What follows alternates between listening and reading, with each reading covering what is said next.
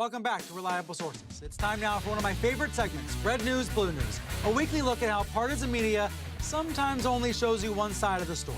And this week's example is really important. So let's go ahead and stipulate right at the start that the extremist group known as ISIS is a force to be reckoned with, that its actions are atrocious, and that its beliefs are backwards.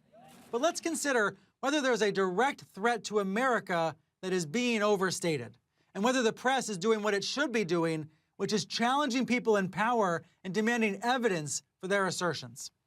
I think the tone of a lot of the news coverage about ISIS has been reflecting the government position. I mean, here's what Defense Secretary Chuck Hagel said last week.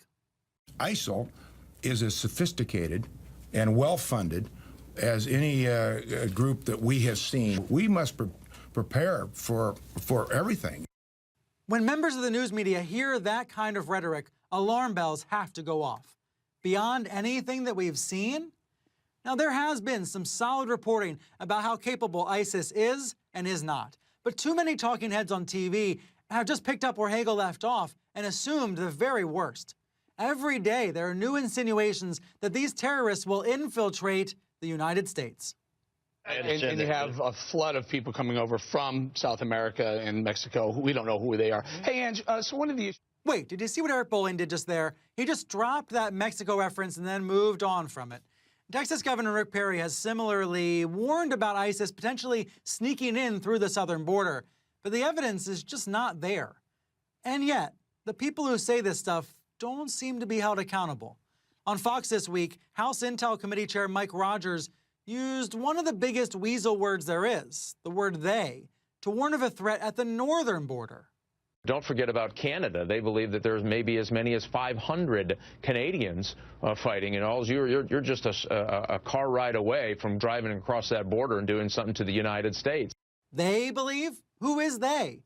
He didn't say, and Megyn Kelly didn't ask. But his claim still got picked up and repeated elsewhere. Now, that's some red news, but truth be told, there's not a lot of blue news out there about this. I mean, this is a montage from MSNBC's The Last Word, using lots of MSNBC clips from the middle of last week. Growing threat of the terrorist group ISIS. The Islamist murderers in Syria and Iraq. They are a clear and present danger. Dozens of Americans are potentially becoming radicalized. How close is the U.S. to airstrikes on ISIS in Syria? President Obama made it clear on Thursday that airstrikes in Syria are not imminent. He seemed, at least to me, frustrated that the media had gotten ahead of him, almost as if the media was pushing him to attack. So our question this morning is whether the threat to the homeland is being exaggerated.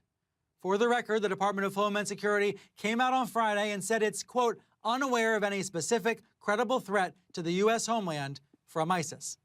Let me bring in two people who come at this issue from very different directions. Josh Rogin, a senior correspondent for the Daily Beast, who's been covering the possibility of further airstrikes against ISIS. He's also a CNN political analyst. And Naomi Wolf, an author and political activist. Welcome to you both. And Naomi, let me start by asking about this comment you made on Twitter referencing Chuck Hagel's remarks that I played a few minutes ago. You wrote, "You know it's terror hype when the Pentagon calls a press conference to use action movie terms such as apocalyptic." Is that what you think's going on here? Terror hype?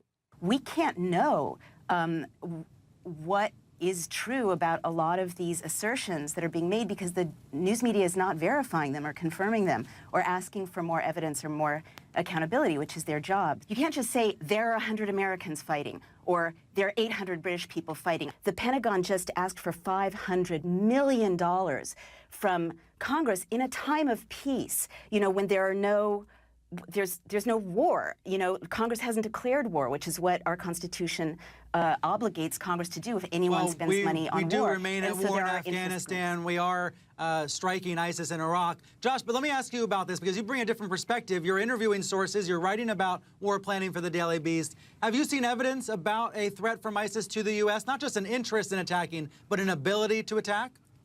Yes, but first of all, I think it's kind of too cute by half for the administration to hype the ISIS threat on day one and then 2 days later come out and blame the media for hyping the ISIS threat, right? There's a reason that journalists all over Washington thought that the administration would